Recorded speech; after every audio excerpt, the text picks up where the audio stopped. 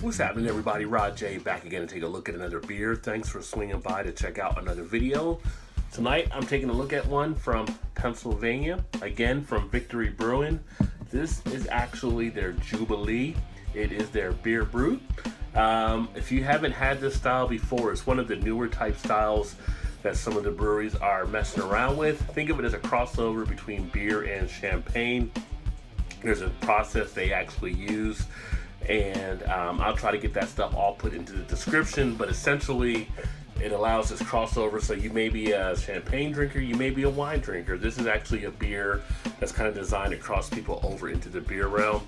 These actually range from 10 to 14% in ABV usually, although this one comes in at 12% for Victory Brewing. Does not list anything on there as far as any IBU type information, but looking forward to checking this one out. This was actually done in the celebration of Victory's 21st year. So let's go ahead and get it open and get it into a glass and see what it has to offer. 12% ABV. Should have a buddy for this one.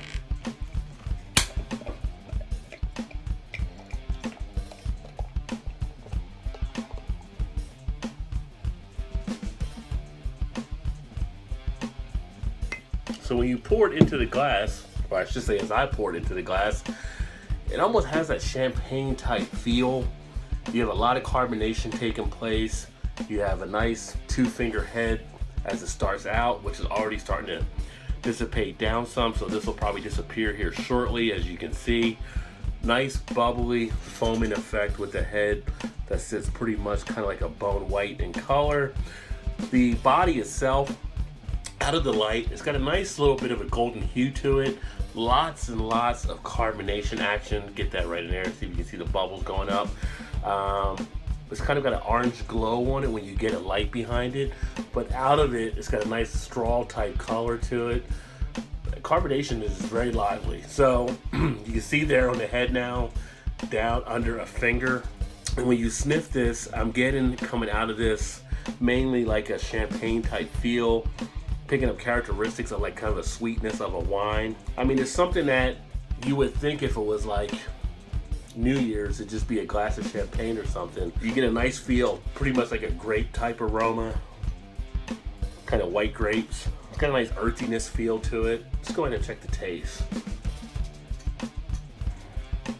That is really loaded up on the carbonation. Not really a problem as far as getting it down. You do get some astringency there on the initial. On the back end, I do get a little bit of a burn as it goes down as well. But it does open up with a nice burst of flavor, get a nice mouthfeel. You're getting, again, some of that like white grape type sensation. You can feel the carbonation just really on the tongue working. It's almost like you have a mouthful of Seltzerwater or something along those lines. You're feeling all that carbonation actually ramp up nicely in the mouth. I mean, to the point that the roof of the mouth is feeling the carbonation against that. Does leave a little bit of a flavor around after you swallow. It's got a little bit of a duration there. I am feeling kind of the after effects of the flavor as it goes down. Almost like the same if I was drinking a glass of champagne. It's very close to that. It's kind of weird knowing it's a beer and how they've actually created this. You can feel the alcohol coming through. You definitely get that booziness. You feel that alcohol down on the scrape on the back end of it. You can feel it definitely going down there. You can tell it's a higher value as far as the ABV. Not something you want to rush through. You want to take your time and definitely not push yourself on this one. They have a bottle like this. Again, it's not something you want to have this if you're out somewhere. You probably want to have it in your own home, or if you're splitting it with a buddy or something along those lines. It's not something you can't work your way through, but it's going to take a little bit of time, so keep that in mind. I mean, that texture is very highly carbonated. It's not a bad beer by any means. If you're a champagne drinker or you like a lot of wines, you may like this one a little bit more, especially if you like a lot of champagne, because it does have that fizz effect to it like champagne does. But overall, it's different. It's not bad, it's not horrible, but it's definitely different. And like I said, it's a newer style that they mentioned that some of the breweries are actually working with. So if you like champagne and you like beer, this might be something that's really up your alley. You get a little bit of a sweetness in there as well on the taste, on the texture. I can feel as if this warms up, it might get a little more syrupy in effect. It is bottle conditioned, that's indicated on here as well. So yeah, so I really get the white grapes more than anything. I do get some of the apple in there as well, some of the pear, but it's definitely the grapes that come out a little bit more.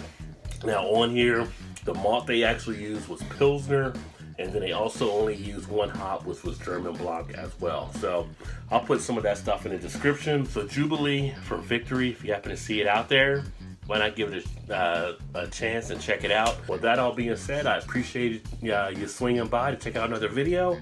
I look forward to catching you next time. Keep drinking good craft beers, and cheers.